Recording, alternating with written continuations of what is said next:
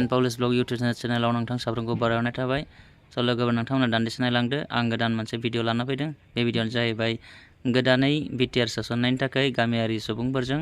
गुवारै सावरायनायनि थाखाय आलासिफोरखौ प्रमद बर' सारमोनखौ दिनै वेलकाम खालामनायनि थाखाय नैबे मोनसे मोसानाय नुथाय नोंथांमोना दान्दिसे नायलांदो।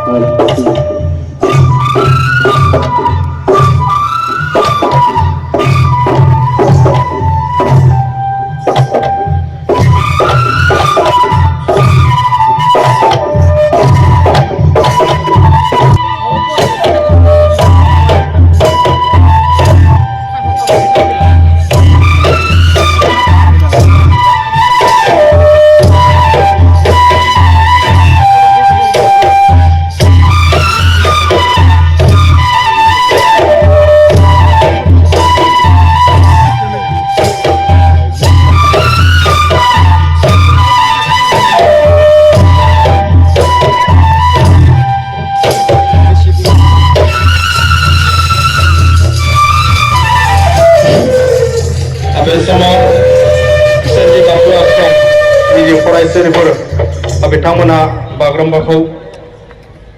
खोब गाजा गोमजायैनो जोंनि गेजेराव मोसानानै दिन्थिलांबाय आरो लोगोसे आं बिथांमोननिसिम गोसो गोरबोनिफ्राय साबायखर थाबाय आरो फैबाय थानाय समाव जाहाथे आरो मोजाङै मोसानानै दिन्थिलांनो हायो आं बेनि थाखाय बिथांमोननिसिम इसोरनियाव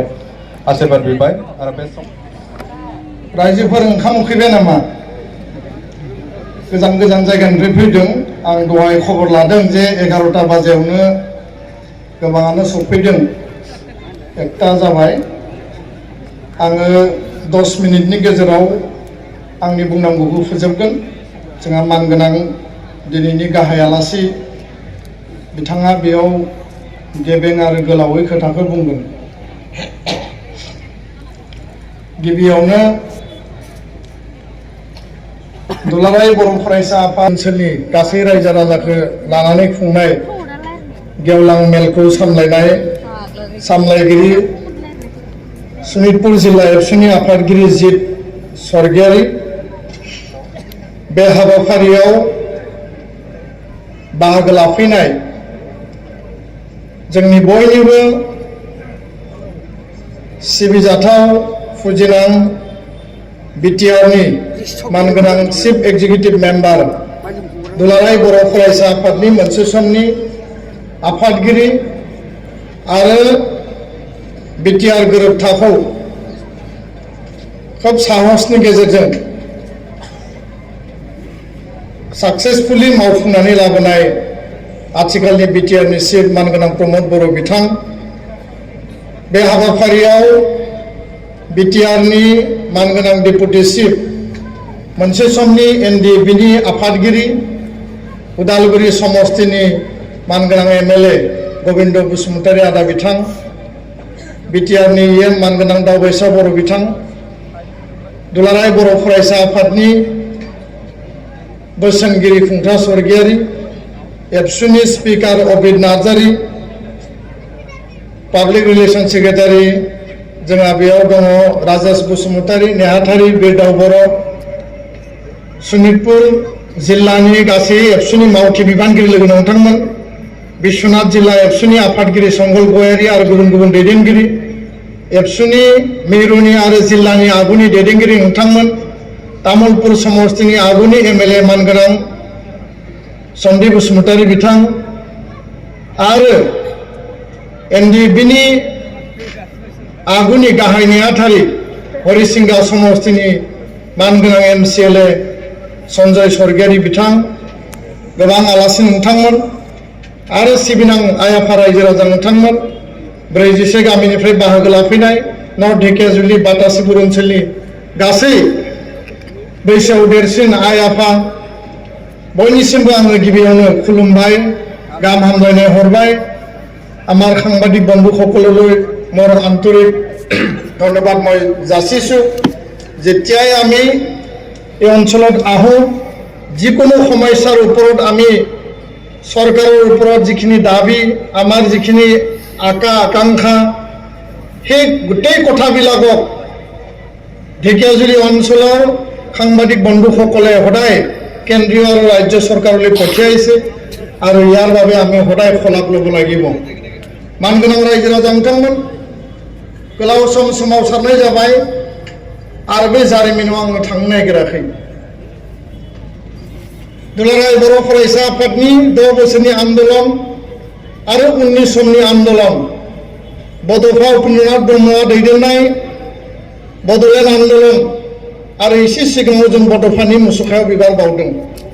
बे समावबो सनितपुर बिश्वनाथनि रायजो राजाया थैथां जिउयै माहामै सोमावसारनायाव बारसोमदों आरो मुंख्लं जानो गोनां जादों गहपुरनि मासाकारनिफ्राय लानानै राङापारा बातासिपुर ओनसोलनिफ्राय लानानै हग्राजुलि गासै ओनसोलावनो जोङो बेसेबांबा मैखोमै बै समावबो बाहागो लाबोदों बेनि उननि समाव एनडिएफबिनि सोमावसारनाय हाथियार आन्दोलनाव नोंथांमोननि ओनसोलानो मैखोम रल लानानै बे सोमावसारनायखौबो मदद होबोदों बिएलटिनि सोमावसारनाय समावबो गोबां जायगायाव सनितपुर आरो बिश्वनाथनि रायजो राजाफोरा गाव हारिनि थामोनथा रैखाथि सिनायथि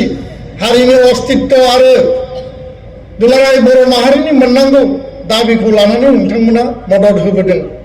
दा बेखायनो सनितपुर आरो बिश्वनाथनि जि मोनसे हारिखौ अननाय हारिनि फारसे बावसोमनाय हारिनि फारसे त्याग हारिनि थाखाय गावनि जिउखौबो कुनु कारनाव जिरायथ'आबासिनो हारिनि स्वार्थआव जि मोनसे बावसोमनायनि नेरसोन बे नेरसोना सनितपुर आरो बिश्वनाथआ मालाबाबो खम नङा होननानै आङो स्पष्टयै दिनै रायजो राजाफोरनि सिगाङाव बुंनो नागिरो आरो बिनि थाखाय दुलाराय बर' फरायसा आफादा बिटिआर सरकारा जातीयताबादी चिन्ता चेतना धारणाजों जाय सरकारा दाजादों बिथांमोना अराय गोसोआव लाखिगोन आरो माहारिबादनि आदर्शखौ लानानै बड'फानि आदर्शखौ लानानै हाबा मावग्रा आफाद हिसाबै रायजो राजानि दुखु दाहा साबजाल्ला खैदां खैफोद जोंनि दुखुथिया न'खरनिफ्राय लानानै गोरिब गुन्द्रानि जेंना जेंसिनिफ्राय लानानै हा हु मोननांगौनि अधिकारनिफ्राय लानानै दुलाराय बर' फरायसा आफादा नोंथांमोनजों जेब्लायबो गसंगोन गसंबोदों गसंदों आरो गसंलांगोन आं स्पष्टयै बुंबाय कारन हारिनि स्वार्थनि थाखायनो एबसुआ जोनोम जादों आरो हारिनि थाखायनो एबसुआ हाबा मावगासिनो दङ 2023 मायथाइयाव बिटिसि गोरोबथा जादों जों बयबो मिथिगौ बिनि सिगाङाव 1993 मायथाइयाव बिएसि गोरोबथा जादों बेखौबो मिथिगौ 1993 नि एकर्डआव कुनु बेबादि क्लियार काट